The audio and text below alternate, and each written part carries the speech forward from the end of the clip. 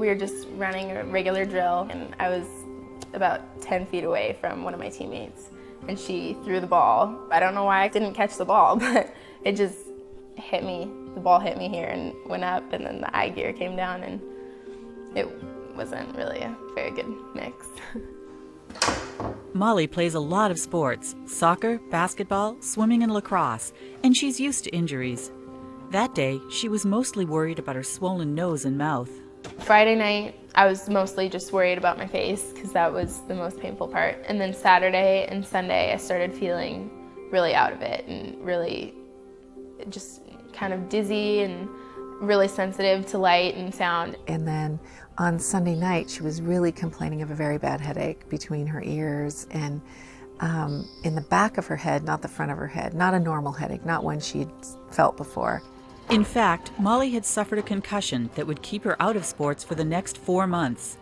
She had trouble sleeping, struggled with schoolwork, and even found it exhausting to see her friends.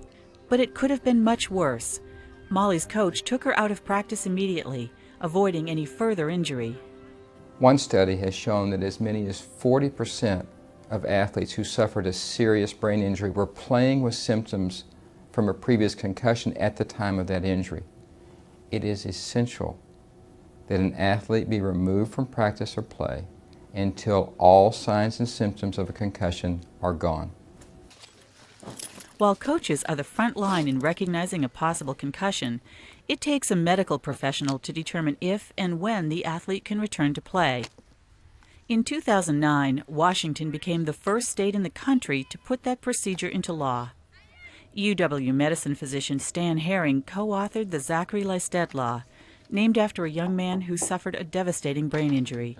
That law came to be because of advocacy by the Brain Injury Association of Washington and help from a variety of parties, including the University of Washington, Harborview Medical Center, the State Athletic Trainers Association, the State Youth Soccer Association. There are a variety of partners who helped us formulate that law. What did we do?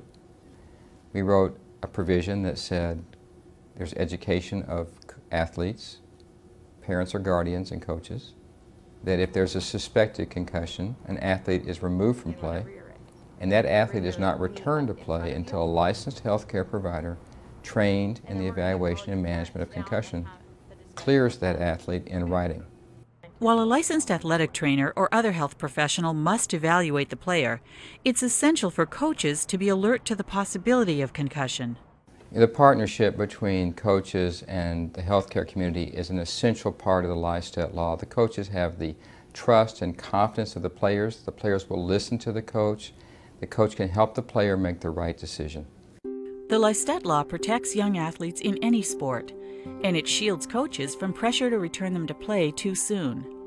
But even with the law in place, young athletes and their parents need to be vigilant. Gary was returned to football practice after an emergency room physician failed to diagnose a concussion. So I decided, I probably shouldn't play, but I didn't want to go up to the coaches and say I went to the hospital with a bad headache, so I couldn't play. Gary was hit again in his next practice.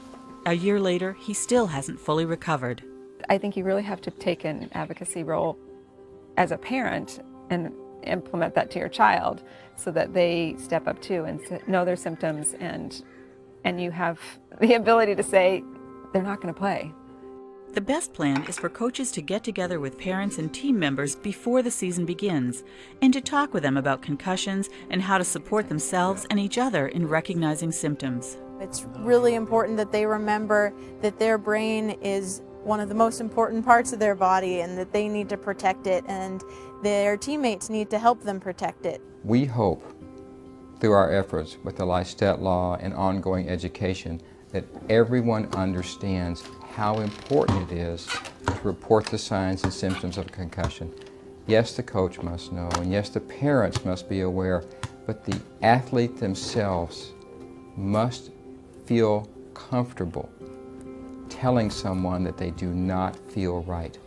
We must empower young athletes to understand the importance of reporting any suspected signs or symptoms of a concussion.